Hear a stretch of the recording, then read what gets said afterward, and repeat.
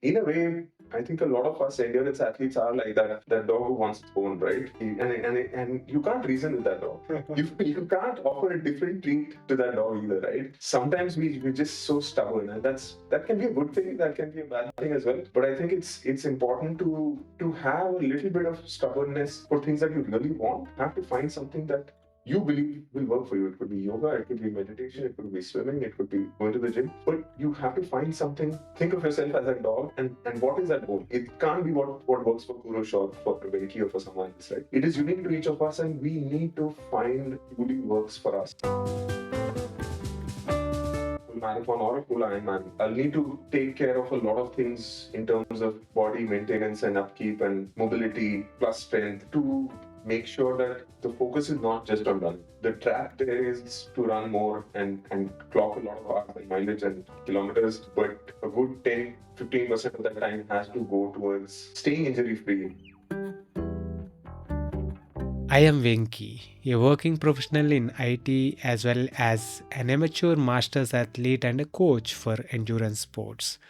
You are listening to the Working Athlete podcast. Here, I talk to working athletes from all walks of life and experts from various sports to provide you with inspiration, training tips, and lifestyle advice. If this is something that interests you, I have a small request from you. Please subscribe to the channel on YouTube, Spotify, Apple Podcasts, or wherever you get your podcasts from. You can also let me know what you like and what you would like to listen to more of by commenting in the comment section on YouTube. I promise to do my best to improve with each episode and bring you the best content that helps you and me get better each day. In this episode, I talked to Kurush Wadia. Kurush is an excellent cyclist and a triathlete from Mumbai. I have known Kurush from 2015 when he was part of the Tour of Nilgiris that year. Kurush has since focused on triathlon and has become an exceptional triathlete. I got a chance to sit down with him before his race in Goa's Ironman70.3 and talk about his athletic journey so far and his learnings from it. 2 days after recording this episode, he had a tough race in Goa that ended up in a DNF during the run as he had to be hospitalized for dizziness. He was a bit heartbroken at the time because he was at his fittest with months of really consistent hard work. But it just goes on to show what we also talked about during the episode, that what happens on the race day doesn't take away from the work one puts in with months and years of consistent work backed by unbridled passion for the sport and all the benefits one will get by going through that process. I had a great time talking to him about his journey. I hope you enjoy this conversation as much as I did. This episode is brought to you by The Bike Affair. If you are in search of a one stop destination that caters to all your cycling needs, our today's sponsor, The Bike Affair, is the perfect place to check out. I have known the founders of The Bike Affair, Krish and Gokul, personally for nearly 15 years now. In fact, my first century ride was with Krish back in 2008. They are both exceptional human beings and entrepreneurs that believe in providing exceptional service to their customers, and it shows.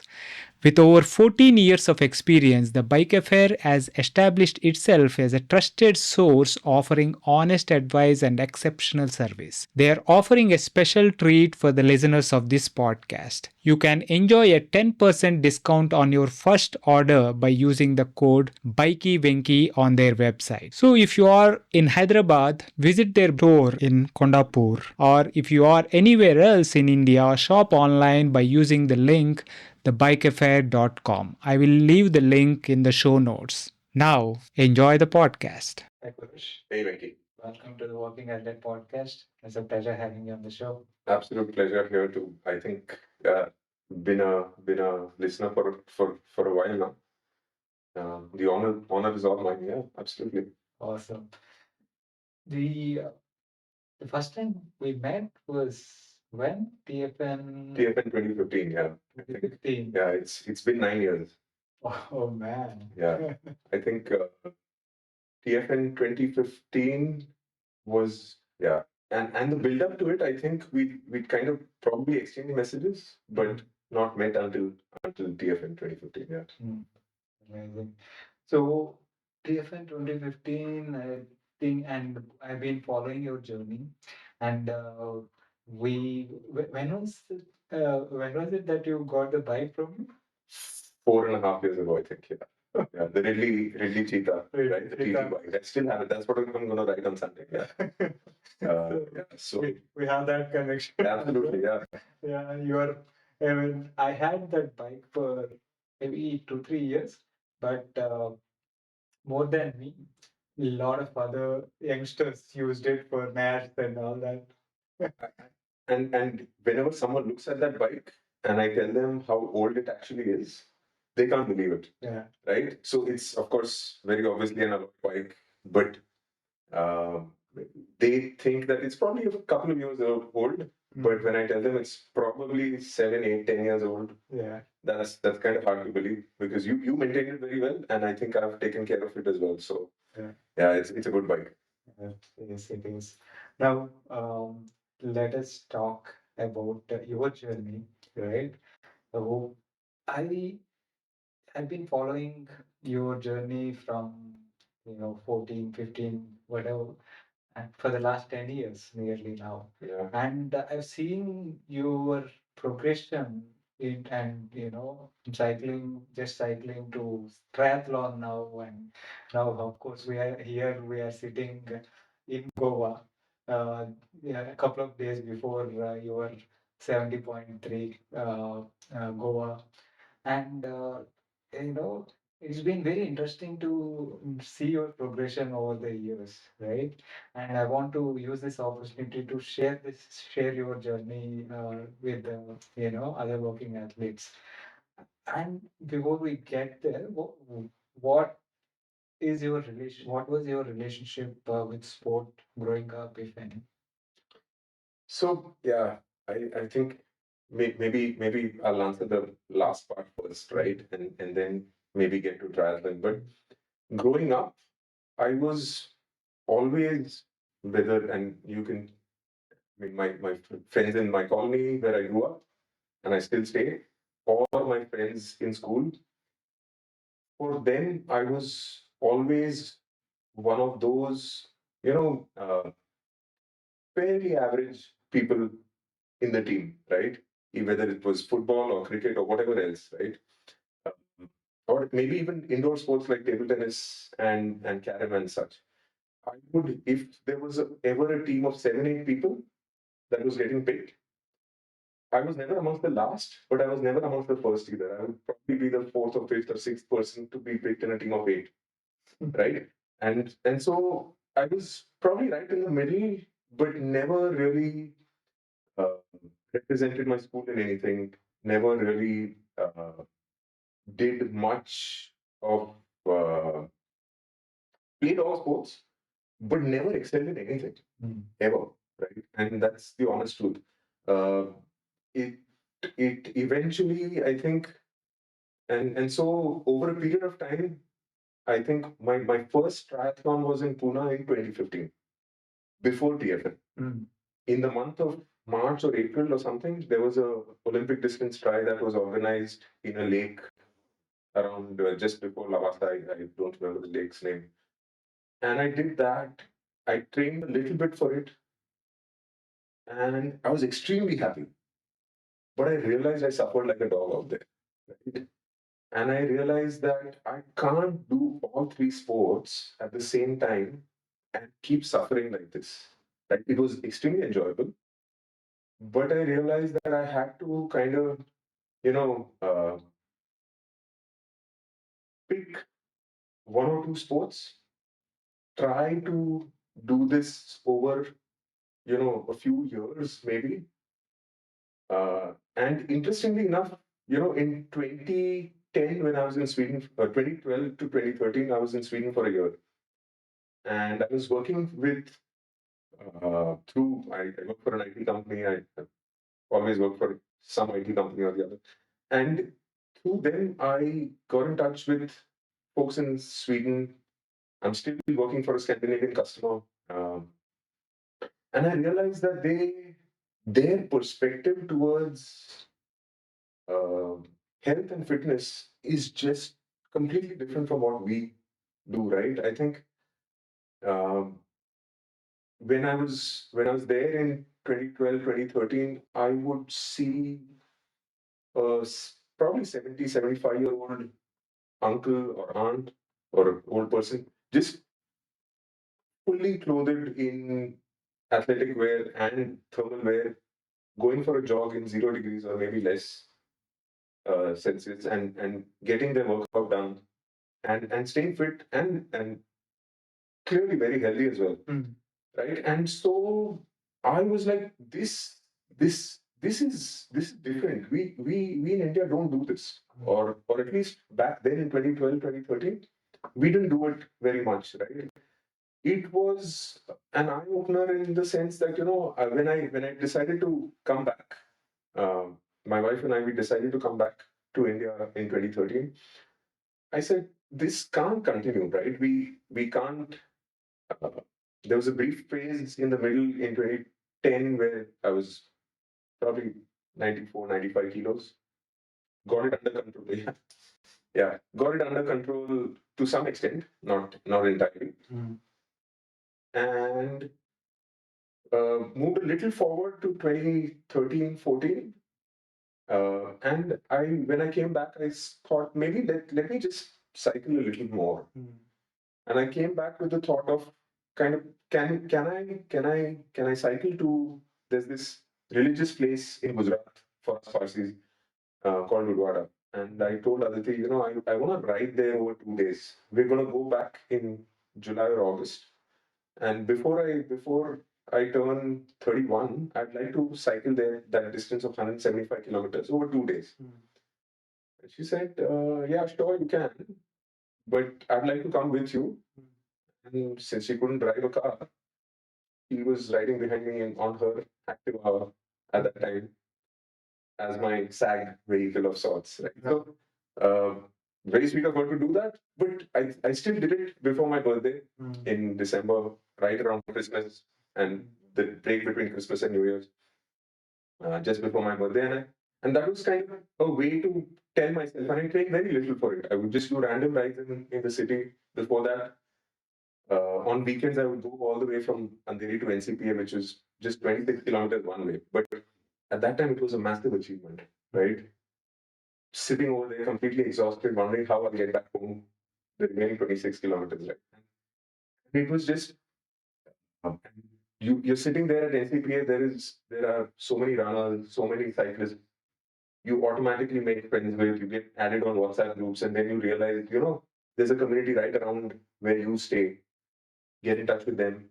And so cycling became post 2013 that Pune triathlon. I said, maybe let's just focus on cycling for a while. And an excellent thing that happened over there was Kiran Patel, who now organizes BRMs and such. At that time, he'd set up a chat in a park close by from ex-TFNers, Anand Kapoor, Milam, and for me personally, most importantly, Don, were called upon to talk about their 2014 TFN experience and get new people like me to register for 2015. And the photographs they showed, the stories they had to tell, and then Don kind of, I stayed in touch with Don, and he helped me understand what training by some sort of a structure is. And I realized, and so I came to TFN 2015 in the same year. Um I started training around whatever, June, July. My daughter was born in June 2015, and she was whatever. By the time I met you all in TFN 2015, she was barely just 6 months old. Yeah, 5, 6 months. And I trained through those 6 months, and I just weight automatically dropped.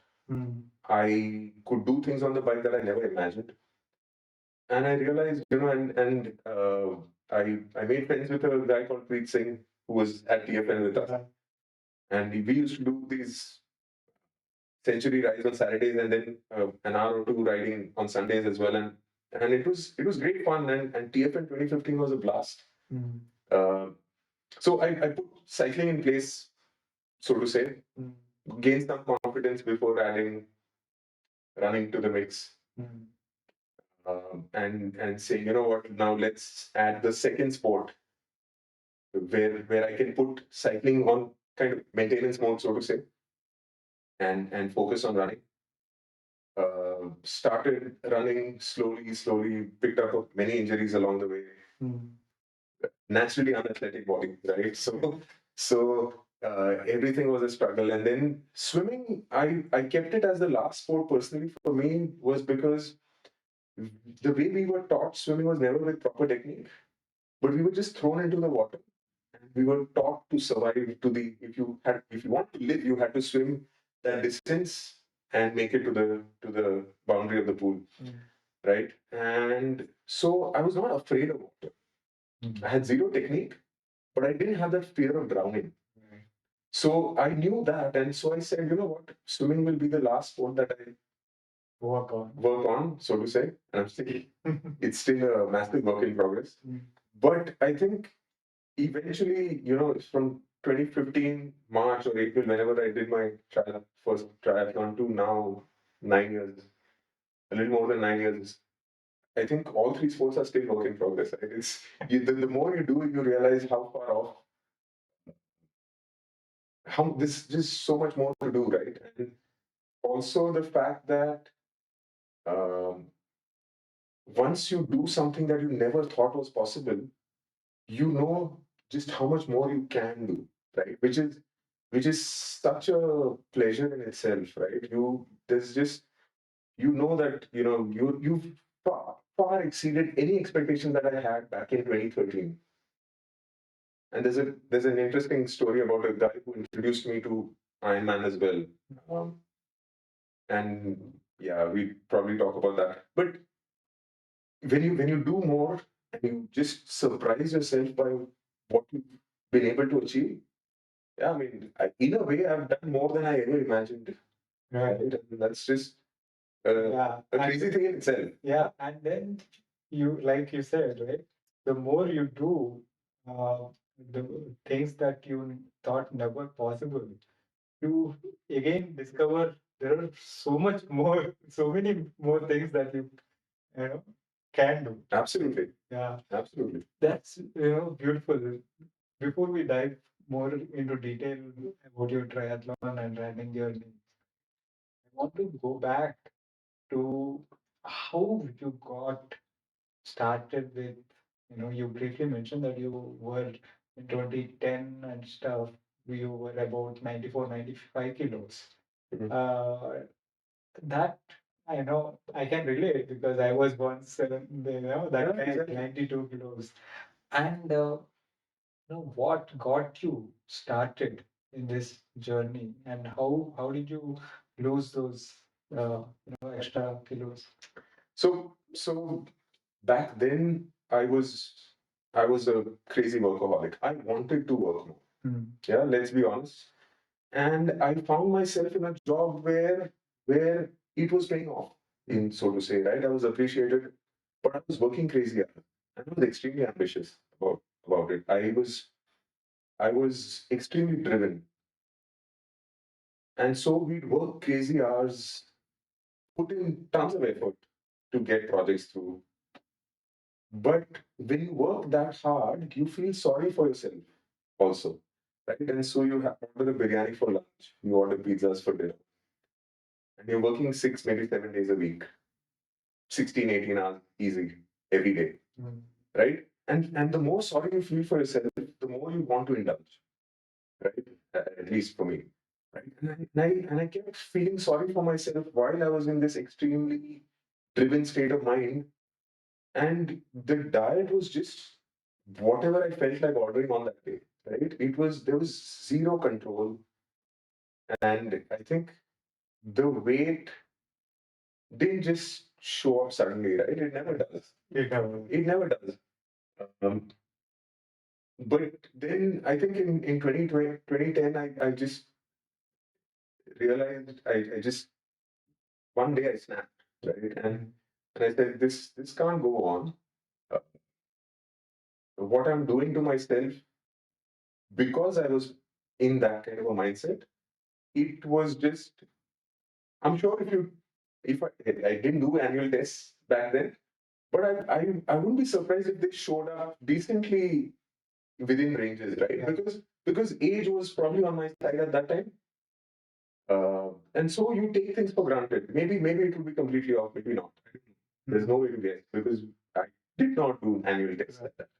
It was not a thing, right? And so uh, I just said, you know what, this is not. And so the drop from 95 kilos to 85 kilos was actually not very hard. That was this unnatural weight that was on me, which was fairly easy to lose. And I got married in 2012 with 84, 85 kilos, and I stayed at that.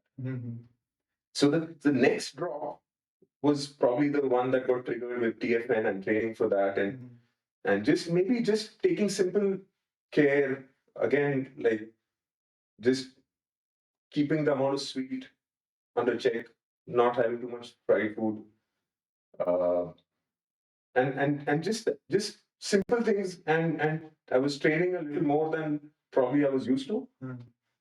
Uh, So when you decided that okay, I want to uh, take control of this, right, in 2010, what and that initial 10 kilos loss, how long did it take, and what did you do to kind of uh, yeah, bring that? the honest answer is I didn't do anything special, Okay. right? Because like I said, it was not those 10 odd kilos were actually very easy to just have a decent sleep cycle, eat decent food at home.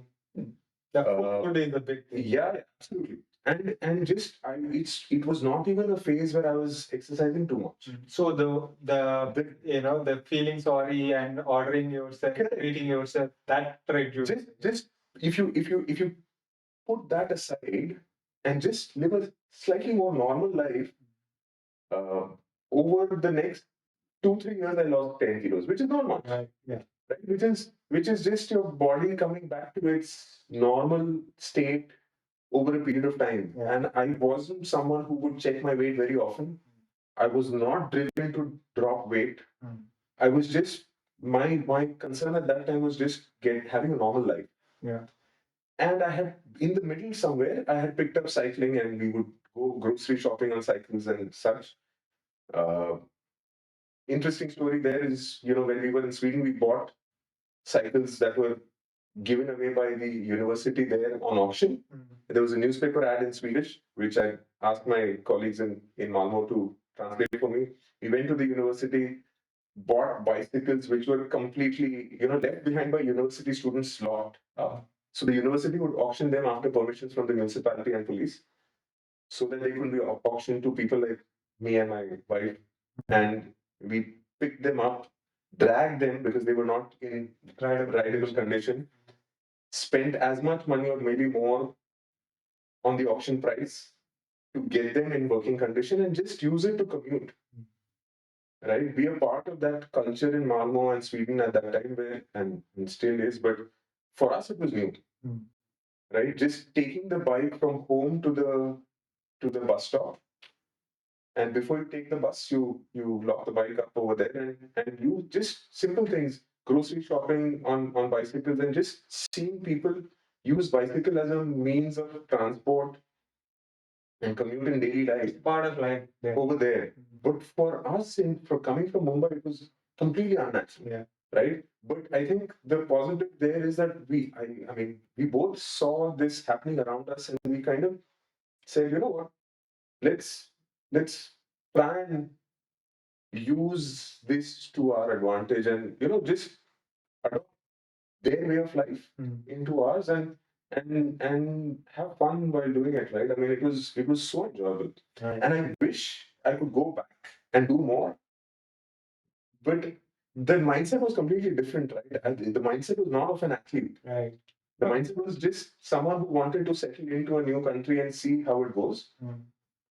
But yet, the seeds were planted there. Absolutely. Yeah. And that brings me to the guy who put the Triathlon and Ironman Kida, so to say, in my head, right? Yeah. There's this colleague called Thomas Olson. Mm. And just through random conversation, he'd shown me a bike, his triathlon bike, TT bike, triathlon bike on his phone. And I could not understand what I was seeing. It looked like some weird piece of equipment, completely alien thing. And I was like, do you ride this? How do you cycle this? I mean, and now I can completely relate to that, right? It's a dream bike. I don't even remember the brand. And I remember him telling me he's preparing for an Ironman and he'll attempt it 2 or 3 years down the line. And I was just stunned. And he was a 70.3 athlete, I presume at that time. I have no clue, I'm guessing. Yeah. We're friends on Facebook. Uh, but he put the seed in my mind where just the thought of someone taking 2 or 3 years to prepare for an event was so alien. I was like, why do you need so much time, right? I've still not made the jump 9 years down the line to a full Ironman, right? Uh, and now I understand what he was talking about and the gravity of what he was, how do you run a marathon at the end of a almost 4K swim, 180K bike? Yeah, I mean, it's just pretty intense and insane. But he did plant the seed, like you said, at that time. And I kind of I didn't know I would be drawn to that. Right. And it's kind of like an inception thing, right? It stays at the back of your mind and it just works on your mindset and over multiple years where you take maybe 3 steps forward and 2 steps back with every small setback or injury or whatever else, but you're still taking that one next step forward also. Yeah. Right. And that is so important. And yeah, I must credit him in making sure that he probably spoke about it to a few people. And I don't know if he had the same effect on all of them. Right. But it's so important to speak about these things because you don't know who you're inspiring. Absolutely. Right? That is why I do this podcast. Couldn't agree more. Yeah. So that interestingly, that you said, right, Inception, like he planted that dream. Yeah, so true, so true. So that it took its shape for a period of time. But what was your first triathlon event? So that was again March or April, whatever, 2015, right? Before TFN, I had, like I said, that triathlon in Pune was my first. What was it like an Olympic? Olympic distance, yes. Nice. And I remember, I mean, there's a photograph of me with wearing kneecaps, a dry fit t-shirt, thankfully not a cotton t-shirt. There was no, and running shorts. So I think I probably swam in running shorts and biked and ran in them. And yeah, I mean, obviously no clipless pedals and cleated shoes, none of that, right? Completely bare bones setup, a cap under my helmet, not one of those fancy cycling caps, right? A proper running cap, and it was just. But again, I used to cycle in school, and I've always had a road bike. I don't know why. I was never into some always Hero Hawk, always. And so when we got back from Sweden, I bought a second-hand Hero Hawk, and in 6 months I had to sell it, and I bought a Firefox Road Pro, which kind of became and Bums on the Saddle had a store in Pune at that time, so I bought a Alley Specialized from them. So the pics in 2015 are from Specialized Alley, but everything else was completely rugged, right? And as beginner friendly as can be, right? Yeah. But I absolutely loved it. The only thing I knew that I had to change was I couldn't just keep doing all three and struggle through the swim, struggle through the bike, and then walk the run or crawl the run, right? Which I think I felt was unnecessary. Yeah. And then you said you happened to meet the TFNers, uh, Anand, Dawn, Milam, who were at TFN 2014, and them sharing their experiences and their stories from the tour inspired you to sign up.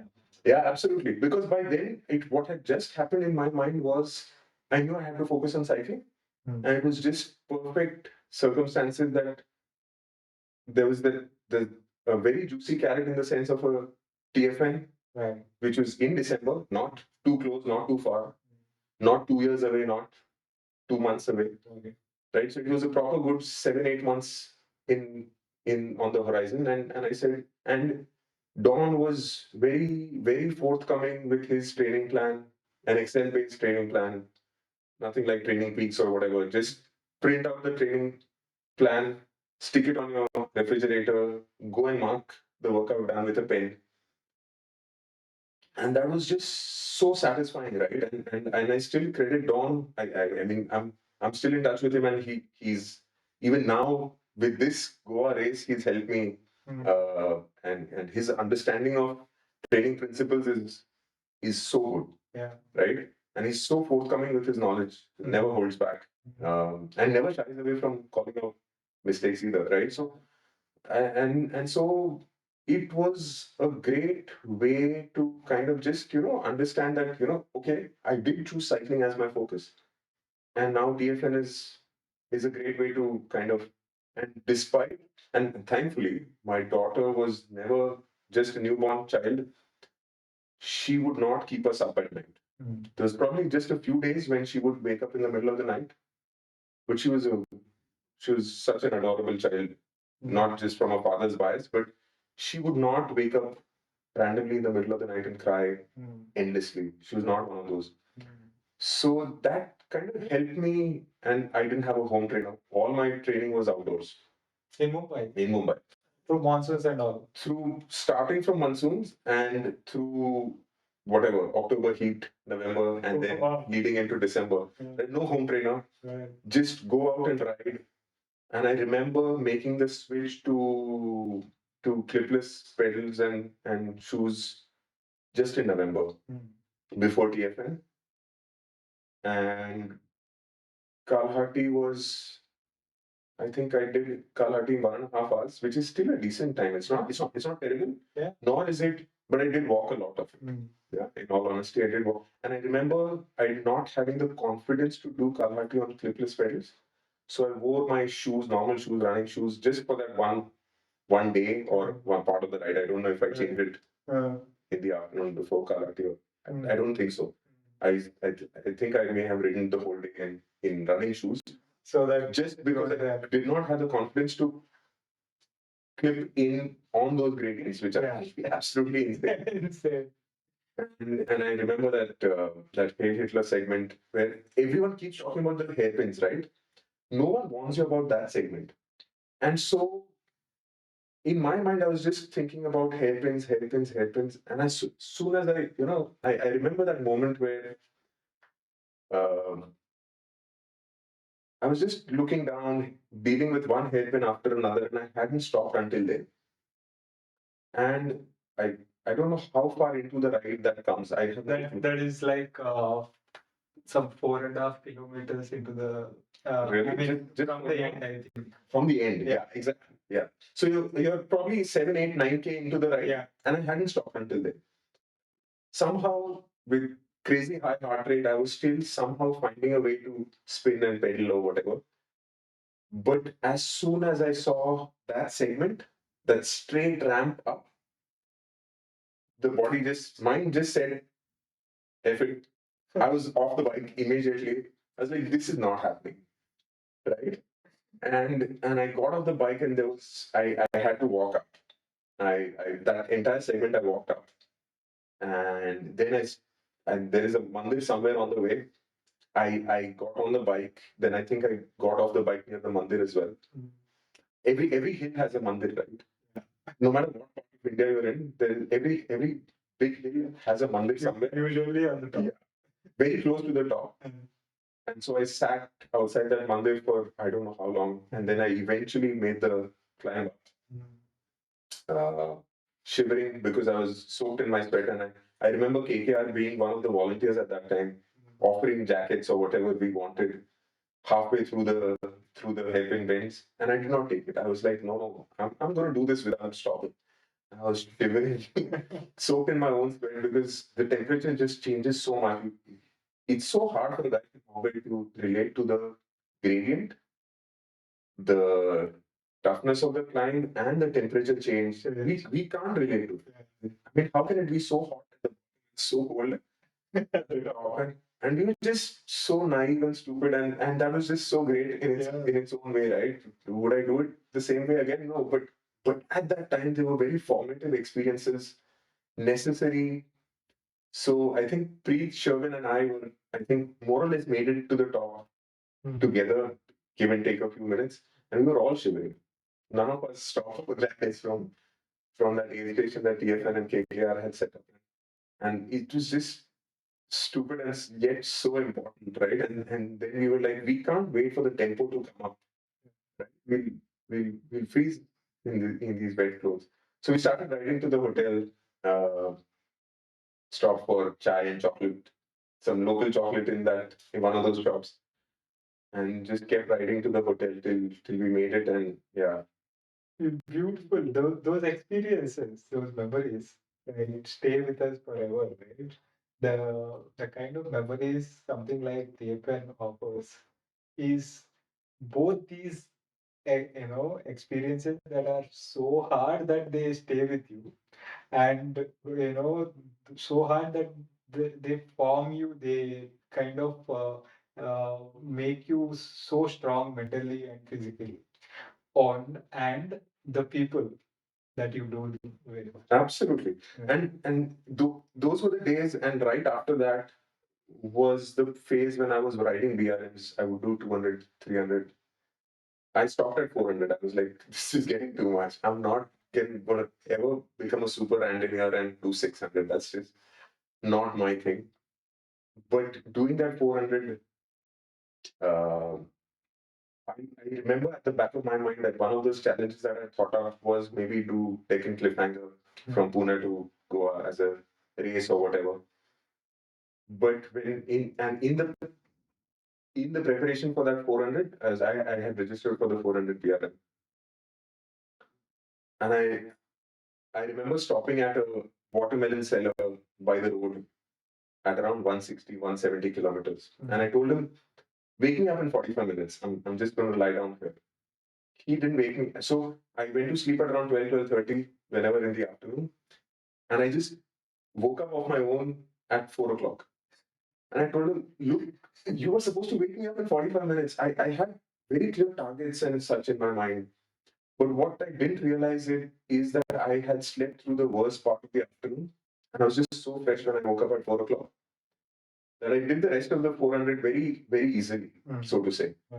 Right? Because everyone else was just out there struggling, and I, for whatever reason, for his mistake or mine, whatever, I didn't set any alarms on and such, and I just slept through the entire afternoon heat. Yeah.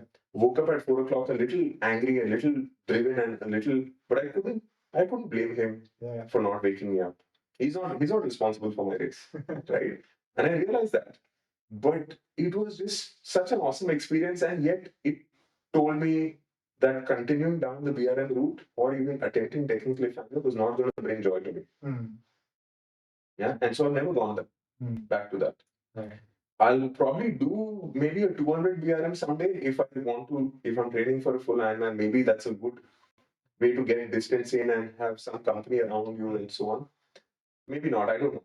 But it was also a good way to tell me what I don't enjoy. Right? And that is when the suffering extends beyond 7 hours, 8 hours, 10 hours, oh my god, 20 hours, right? I mean, whatever, I took 21, 22 hours to finish that 400. But it told me very clearly what I don't like doing. Right. And I had to go to that extent to understand what is enjoyable and what is not. only when you try, in those formative years, right? As an athlete, you tend to try this, that, everything, and then you, get to know, okay, I enjoy this and not so much this, and then you kind of stick to it. And those rides, like the kind of suffering we did on TFN or in the build up to it, or these crazy cycling experiences, now we kind of tend to cushion ourselves. We ride at ridiculous times in the morning so that we don't expose ourselves in the heat, right? So we want to cover the distance, but we don't want to. We want to minimize the suffering. At that time, rides would start. It was very normal for rides to start at 6 o'clock. And if it took you 4 or 5 hours, you were still there, out there in the 10 o'clock heat, 11 o'clock heat, 12 o'clock heat, and home was still an hour away, right? And it was just, uh, yeah, we don't do that enough. I don't do that enough. Right. And I don't see people doing that enough. And I feel like, we've kind of forgotten where we started and the joy it used to bring. Now it's more, unfortunately, a lot of it is very, so I try and get out a little late, especially in the build up to Goa and the heat that's gonna uh, be there in 2 days time. You have to go back to that kind of riding to some extent, especially for your endurance rides, to understand what to expect. Right, I can't do my ride at 5 o'clock in the morning and wind up by 8. And If my race is in Goa and so yeah, but yeah, yeah, that is, when we start, right? That especially I remember my first 100 kilometer ride with Krish of TVA, and we started home at 6 or something, and we got back home maybe 4 o'clock in the afternoon. So totally relatable, right? I mean, who would take that long for a 100, right? But it's so important to do that. I think there's immense joy in understanding that it could go that way, right? So I mean, I had punctures, we had a ton of photos of the fields, bullock carts, this on the village roads. So, but we made ton of memories. I still remember to this. Absolutely, yeah. It's yeah. So, like you said, it is important to kind of keep doing things for the first time, like we used to do for the first time, right? So we as we go in this journey, we tend to get so regimented that we tend to leave the exploratory nature a little bit. Yeah. Now coming to your triathlon journey, now uh, what from when this did this again, you put triathlon on the back burner and focused on uh, cycling for a while, right? And then when did you pick it up again, or was it like did running uh, take a center stage for some time? And Yeah, so I think between 2015 and 2018, 2018 is when I did two 70.3s. The one in February in Colombo, right? Absolute sufferfest in Sri Lankan heat. You'd think that guy from Bombay would adapt to heat, but it's no. I mean, trying to run a half marathon after a swim and a bike and coping with the heat, the humidity, the lack of humidity, whatever. And so had an absolute nightmare in Colombo, right? Again, one of those extremely important races that you have to go through to understand that this is you can't take this for granted. So 2018 was when I kind of came back to triathlon with, and I was coached. I just in the build up to whenever in 2017, I think I may have reached out to Anubhav Karmakar, and he was my tri coach at that time. And I had such a bad race, and which is something I need to remind myself in 2 days' time, right? That the heat can just it is so not an indicator of your fitness. Mm. Yeah, you may be capable of doing so much more, but you could be limited by the environment around you and the circumstances which are not in your control. So Colombo was again in 2018 one of those races where absolute disaster in my own eyes. Yeah, some 640 something timing, but fairly good swim and bike, but a 240 something half marathon. Mm. So I that same year I went to Turkey with a vengeance in October, and I did the 70.3 in Turkey. 606 was a decent timing. Mm. Uh, it, and I felt like, I in my own mind I had reclaimed some of my own, licked my own wounds, and reclaimed some of my own pride, in the sense that I knew that what happened a few months ago was not what I was capable of. Mm. I was capable of a lot more, but it was just important to kind of um, go through that. Turkey is such great weather for most. It's an autumn race, end of October, early November, depending on where they kind of shuffle it a little bit. But it's great. Autumn is such a pleasant weather in that part of Europe. And it was, Neil De Silva was, we traveled together, did the race together. Um, and he was along, he was there. He had trained like an absolute maniac. He went 4:30 or 4:35 that day. Mm. Um, and I was happy to be 1.5 hours behind, but just that was what I had trained for and was capable of. Right. And post that, I think somewhere down the line, I said, okay, let's now put triathlon again on hold for a while. I wanted to try doing a full marathon, Mm-hmm. which I did in 2020, I think, at TMM. But again, the pandemic struck, and then I was confused what to do, what not to do, and I registered for a race. I pulled that money back because Ironman was offering that money. So yeah, and so did a few things again.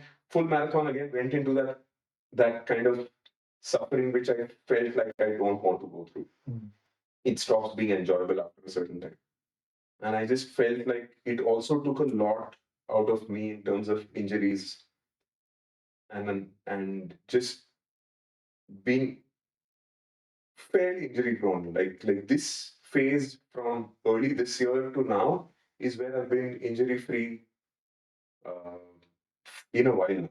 Mm. And it's just very what can I say, um, difficult to stay injury free. Mm. Yeah, With running. with running, Mm. absolutely. And I feel like, if I ever go back to a full full marathon or a full Ironman, I'll need to take care of a lot of things in terms of body maintenance and upkeep and mobility plus strength, to make sure that the focus is not just on running. Mm. The trap there is to run more and clock a lot of hours and mileage and kilometers, but a good amount of time, a good 10-15% of that time has to go towards staying injury free. Otherwise, it's just, it's not worth it. And so striking that balance is very important. Resisting that urge to just wake up in the morning, put on clothes, wear your shoes, and head out for an hour and a half, 2 hour, whatever, 2.5 hour run, 3 hour run, long run, is just, it won't work for me. Mm. And I need to spend at least 15-20 minutes doing a good set of mobilities, some hip openers, glute activation before heading out, and maybe cutting short the run time by 20 minutes, half an hour, whatever, right? It's okay. And remind myself. And so I think post that full marathon, I made the switch to be self-coached. And I've been self-coached since then. Mm. Just because I wanted to learn by making my own mistakes and kind of, trying to uh, understand these lessons by myself, Mm.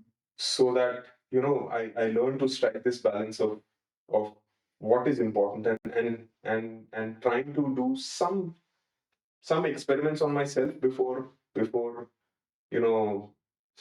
getting into coaching athletes, uh, which was always a long term goal. Mhm.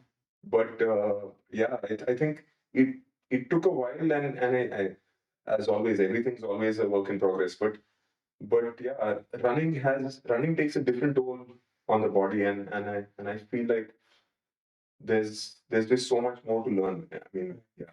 So let us spend a little bit of time, if you will, on the kind of running injuries you had and how you were able to kind of get out of them. What helped stuff. You also briefly touched upon the activation that you needed to go Yeah, before. So I think before the 2020 Tata Mumbai Marathon, I think a year prior to that, I was going to do the Delhi full marathon. Mhm. And one of my last, in the middle of my taper, one of the last runs that I was going to do was, uh, I think, a 1.5 hour run, easy run. And I could hear a pop in what I later realized was my Achilles in the right leg. And I ran for a little bit after that, and it didn't feel that bad, right? So I finished my run. But I later realized that it was a proper Achilles injury that I picked up, and it was one of those first injuries that I felt, and I could not start that race. I could not start the Delhi full marathon. I was there at my friend's place. Two of my best friends stay in Delhi, and I was staying at their house. And I remember very clearly Anubhav had traveled for his half marathon. And he took the bib away from me, saying, "You're not starting this race tomorrow or day after, whenever. You shouldn't. It's 42 kilometers is too much of a distance. We don't know the extent of damage you've done to your Achilles. It's not worth the risk." So I distinctly remember him taking the bib away from me and therefore taking away the temptation to start a race, which I was, and I'm very grateful to him for him to do that. And so that was one. At the time I was cycling a lot, I was very prone to IT band stiffness and related knee pain. And it took me a while to understand that I need to foam roll regularly to keep not let my IT band become as stiff as it was. And thankfully, it's not happened after that. And then the third and probably the most debilitating injury for me was plantar fasciitis. Um, this TMM in January was the first time I ran without any pain in my foot in a good 2.5 years. Wow. It would go away, it would come back with a vengeance. It started as something very benign. Uh, I would wake up on my alarm for my run or ride or swim or whatever. I would put my foot down and there would be pain in the left foot. But it would go away by the time I would do my morning chores. And so I thought, you know what, it's not a big deal, it's gone. But those 2 minutes became somewhere down the line, it became 5 minutes, 15 minutes, half an hour. On the run, it would go away. But then somewhere down the line, even in the middle of the day, if I was working and then I'd put my foot down and put my weight on my foot, it would start paining. And so I've spent a lot of time going to physiotherapists and orthopedics and trying to get the right advice, some of which was important, but I felt like, it just wouldn't go away. And I had taken time off running. It wasn't that I was running injured all the time. In that 2.5 year period, there were phases when I'd been off running for a good 2-3 months, and still it wouldn't heal. Until, I mean, Instagram is such a blessing in some cases, right? And I started following some of these doctors and orthopedics who would make reels and a compilation of exercises for foot and ankle stability and stiffness and strengthening, right? A mixture of all of these.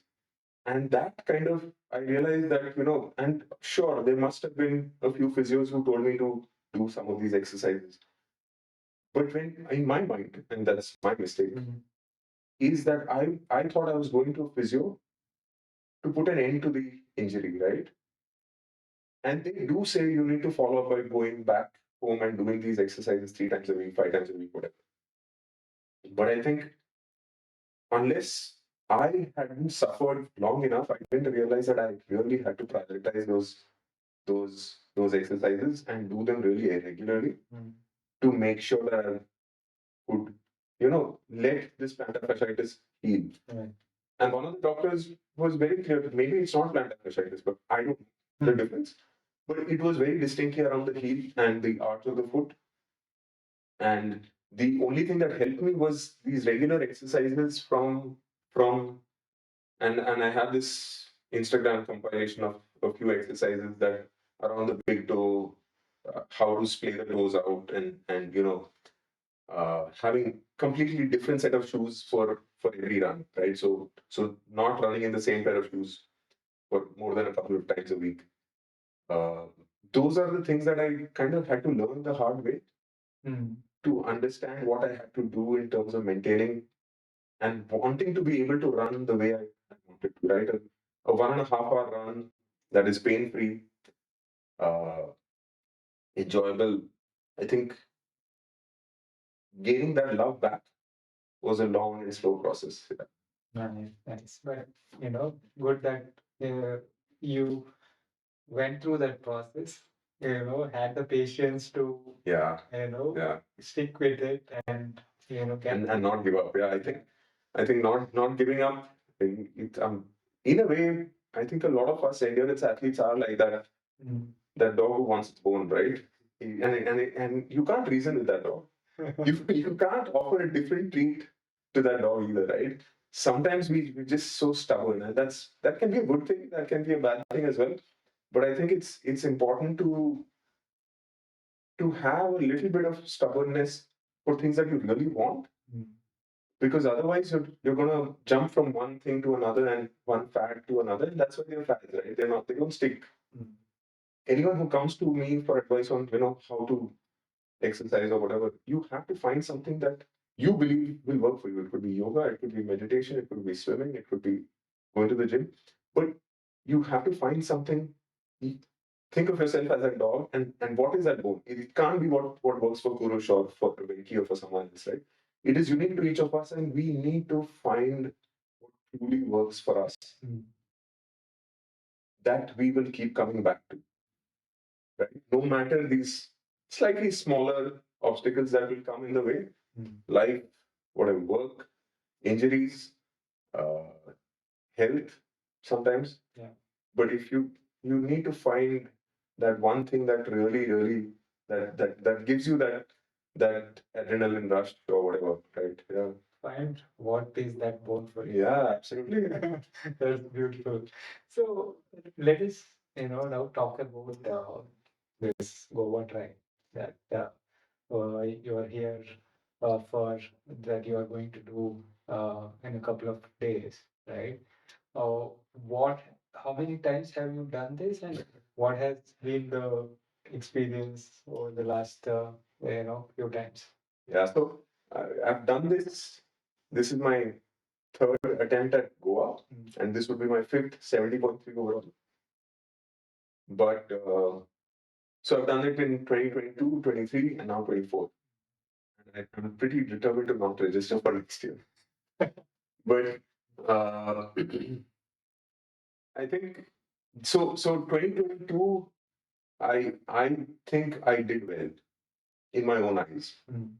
The timing will be whatever it is, right? 6 or 7, which is decent. Yeah, I mean, especially in these conditions. Yeah. Yeah. And so I felt like I was, and I didn't expect going into that race to kind of um, uh, qualify for the World Championships for 70.3, and I missed a slot. Later on, I realized that I missed a slot by just 1 or 2 spots in a roll down, of course. Right. I was maybe 10th or 11th in my age group at that. time. Mm. Uh, the year after, 2023, is when I kind of, I was struggling with plantar fasciitis the most. I wasn't running much. I registered on a whim pretty late for a race in October and November, whenever that was last year. I didn't give myself enough time. And the heat in Goa will make you learn any forgotten lesson that you may have even remotely taken for granted. It will remind you in a very harsh way just how brutal the conditions get. Yeah. If it just weren't about the heat, there's also a hill that you have to climb 3 times in a 7 kilometer loop that you need to do 3 times. So all of that together, and last year the bike course was also a little tough. It was a 3 loop bike course, so I would like to think that the bike is my strength, but it was just really, really uh, tough. And I had spent my legs on the bike already. I just didn't know it. I probably ran for 7K and I then had to walk for 14 or something, whatever that was. And lesson learned, this time I registered end of December. I had registered for the race in October, on October 27th, right? And I started and I started in January, just trying to be consistent across all three sports. Just log a basic base mileage to to be able to amp it up a little bit in June, July, August, and then maybe peak a little bit in September and bring it down for a good taper in October. And so this year, I think I've had a good build up to it, but we'll see. I mean, there's if it's if it's 31, 32 degrees Celsius and the real field is in the 40s, there's just no way to say which way the race will go, right? And that's okay. I think it's important to the way I see it. I'm here to challenge myself in a fairly brutal race, and most people don't enjoy the heat. Show me someone who does, right? I mean, um, Good. I mean, in 2022, I was here. I remember you and Russell being out on the bike course, right? Doing a similar thing. We were on the bike course, cheering for you boys.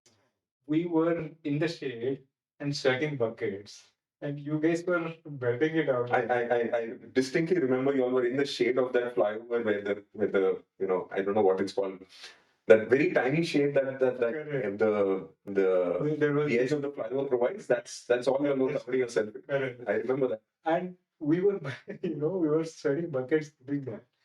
Then from there we came to this, on top of that hill, very statistically, we had a tree cover, we had benches, we sat there, and we were cheering as you guys were suffering up the hill, right? I mean, like we were suffering and sweating in the shade, and I can only imagine how much you guys were suffering. Yeah, but despite that, 2022 was a decent race for me, and I think like Colombo in 2018, Colombo was my first, and I thought, okay, yeah, let's go do it. Last year, 2023, I took it for granted and I learned my lesson, right? So I think it's just important to understand that you should not, and personally for me, it is not enjoyable if I have to complete a half marathon and anything about 2.5 hours, 2:45. Just walking for the sake of it does not give me any pleasure, right? This is not how this is how I started the sport in 2015 in that Olympic distance race. This is not how I want it to be over here right now, right? And it makes you feel like all these years, what have you been doing? What have you learned from this that you still have to end up walking, right? And it's such a humbling experience. The sport has, very, very interesting way to humble us. Yeah, absolutely. At various points of time. Absolutely. Could be various things, could be that we took things for granted or we did not prepare well. But also when we, prepare well and everything goes for like we cross the T's and everything, right? dotted the dots, but still things can go wrong. Yeah, I mean, But it has, there are controllables, there are absolutely, uncontrollables. absolutely, Yeah. and there is just so much you can do, and hopefully, therefore, you leave the race with happy memories, thinking, you know what, I laid it out all out there. That's the best I could do. This I know for a fact that this is the best I could do. Mm. Right? That Walking the half marathon is not the best I can do. Right? Whether I run or not run because of plantar fasciitis in that moment does not matter, because I know that I fell short in my preparation. Right? When you know at least for me, when I know I've fallen short, I have only myself to blame. Right? The conditions are every year they're the same. They were the same in 2022. They're more or less the same in 23 and 24 as well, right? What we're going to face in 2 days' time is not going to be very different from 23 or 22, right? But I know that at least I've trained hard, and I raced it in a way that is representative of my training. That is what is important. If I go out on a crazy pace on the run, which I can't hold for 21 kilometers, then I know that I did something stupid. Yeah. And again, I only have myself to blame. So you have to keep all those things execute on the day as well, right? Breaking that golden rule of not going too hard at the start. Absolutely not. Is very important, right? Like, and it's again, someone who thinks of cycling as his strength, we tend to overbike a little. I tend to overbike a little, and I think pacing it right is so important, because you know that the toughest part is after the 10K on the run, right? Those remaining 11 kilometers are what you should have legs for. Yeah. Right? And we all know that, but yeah. We tend to do stupid things, right? Yeah. So what is your typical nutrition strategy for a race like this? So I think there is it's not, honestly, it's not very different from what most people follow. A gel every 45 minutes and a mixture of electrolyte and water, irrespective of what brand. Uh, start with a gel before the swim. Can't have anything in the middle of the swim for sure. Uh, leave transition one, hopefully with a gel in my mouth already, and then just while we're trying to make our way out of this Miramar circle and just get onto the straight Ribandar stretch, uh, down one gel by then, so that start sipping water, start making sure that the electrolytes are probably back. Although we do gulp a lot of seawater in the swim as well. But and the beach, I mean, yesterday and today, the beach is surprising. The sea is surprisingly very clean. This is the cleanest I've seen in 3 years. Uh, have have a lot of fluid and the gel maybe between 30 and 45 minutes, and then end the bike whenever it does. But come back to T, transition to, and make sure that I feel like I tend to overdrink on the course to compensate for the heat. The important thing for me personally, I feel, is to not drink every glass that they're offering, and just I feel like I get bloated through whatever drinks are on offer, and so the resist the urge to drink everything, and just keep it down to 1 or 2 cups every aid station. On the run? On the run, yes, because I do feel like I get bloated by the end of the 4.5 hours, 5 hours, 5.5 hours. It does feel like everything's just sloshing around in the tummy and not going down. Right. Right. And so I think I have trained for it, but we'll see. Because, like I said, when you even if you not drank enough, I would like to believe that I will try and get down between 2 to 3 liters of electrolyte and water mix on the bike, about between 750 ml to 1 liter for every hour of riding, right? Can't do more than that. Even if I'm sweating more than it, I can't. Right? It's just impossible. Uh, it, it's, I think, like I said, resisting the urge to have everything that is out there on the course on the run is very important for me personally. And just sticking to gel, some water, maybe some electrolyte, yes, but and maybe eating a little bit on the bike as well. Can't eat on the run, but definitely having some 2, maybe even 3 bars that I know have worked for me and like the taste of, that don't melt in the heat on the bike, so that you know over a period of 5 hours, 6 hours, you tend to deplete a lot, and you're burning a lot of carbs out in the heat, right? Yeah. For what may not seem like hard enough effort, right? But we are depleting ourselves severely, right? And it's important to strike that balance between eating, drinking, electrolytes, gels. It's yeah. I don't tend to stick a sticker of everything that has to happen because it is in my mind. But yeah, trying to get each of those things done every 10-15 minutes is probably the idea that I have in mind. So it's not all of it at one go every half an hour. Can't do that either. Right. Yeah. So Nice, nice. Uh, it's been very, lovely talking to you on all these, right? Over the last uh, 10, 15 years of your journey, you would have had many learnings. What are some of those learnings that you would like to share with the working athletes like you, so that they can, take care? I I think we did touch upon that. You know, uh, every dog needs to find its bone.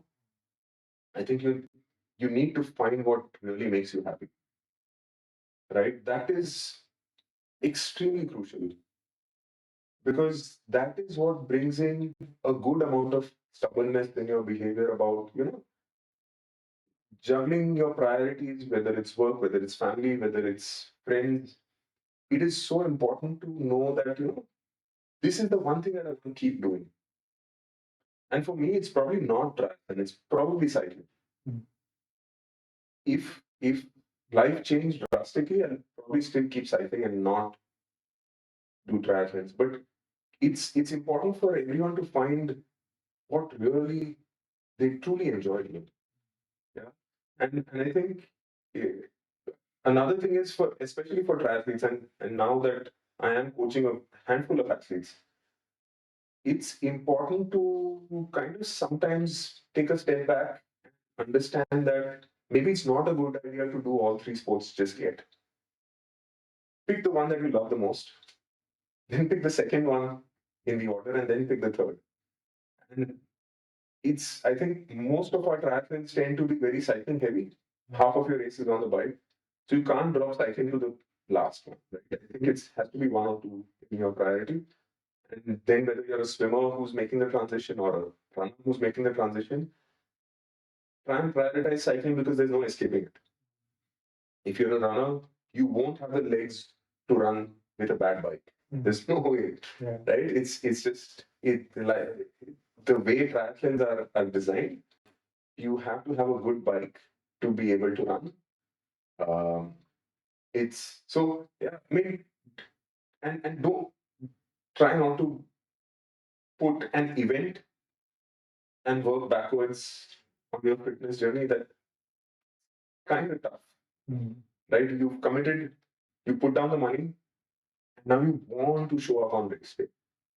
It just drives a lot of bad behavior. It forces you to ignore the signs your body is giving you in terms of injuries, in terms of maybe priorities in life. Um, it just forces you to ignore the signals, signs and signals. It's good to register for events, but don't make it do what Anubhav did to me, right? Take that bib away at the end. I know when to No, the situation to. yeah, no, and maybe you may not. I was lucky to have my coach over there on that race. Yeah. We didn't plan for it.